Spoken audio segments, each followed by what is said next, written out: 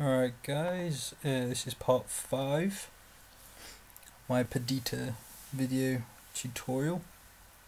So as you can see, I'm painting the hair in this one, and this girl has a lot of hair.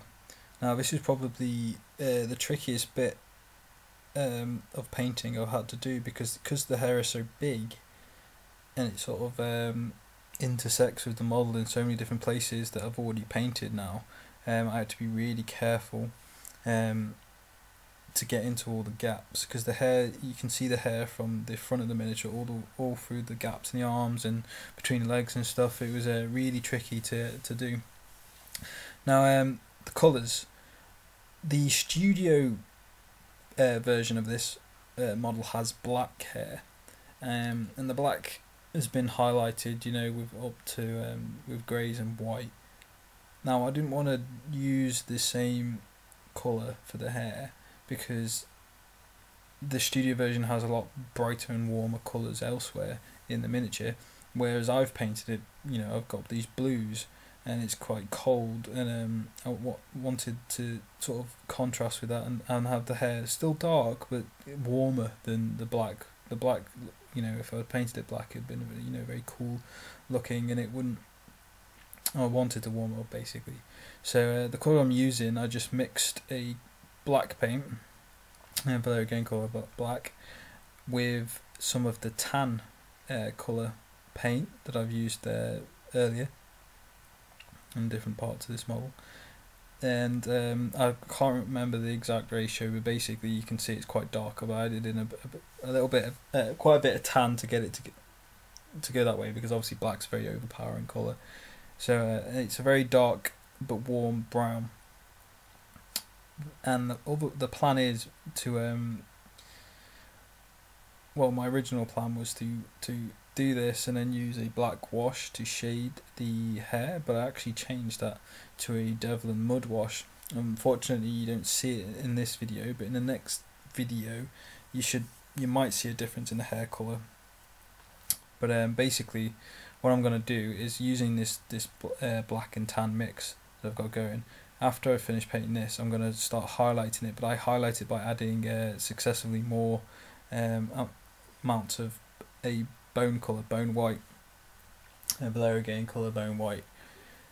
Now it's a good highlight colour, bone white. You can use it to pretty much highlight anything. It's better than using white, because if you highlight things with just straight white, it tends to, you know, make the colour grey or greyer and less saturated, whereas the bone white has enough in it that it enough colour and warmth that it sort of, it's a nice colour to use, and this is perfect for this.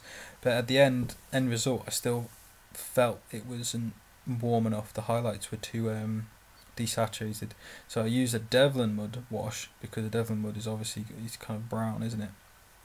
And that worked really well. It sort of warmed up the highlight colours and shaded it really well.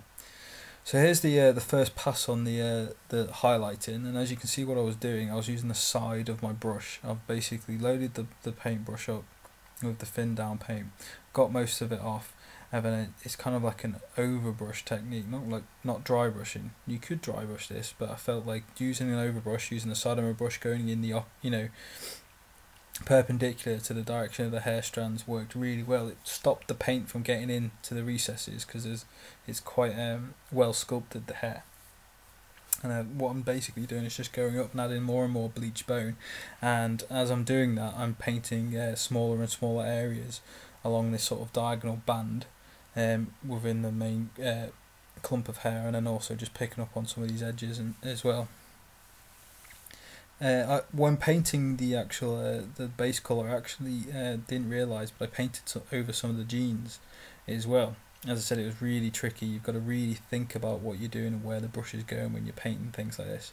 I took care of that again with some isopropyl alcohol, very carefully, just brushed over it, and it just came right off. And because I painted that many layers of the jean colour, and it was in a shadow area anyway, it didn't really matter if it you know, overdid it. I'd have only just stripped off blue paint to reveal more blue paint, but that got rid of that. So here we go. This is the final highlight, I believe. So yeah, stay tuned for the next one and see if you can see the difference in the hair colour I think it looks a lot better in the next video. Incidentally, that's where we'll paint the hat. Comments and questions below, guys, and I'll see you in the next one. Cheers.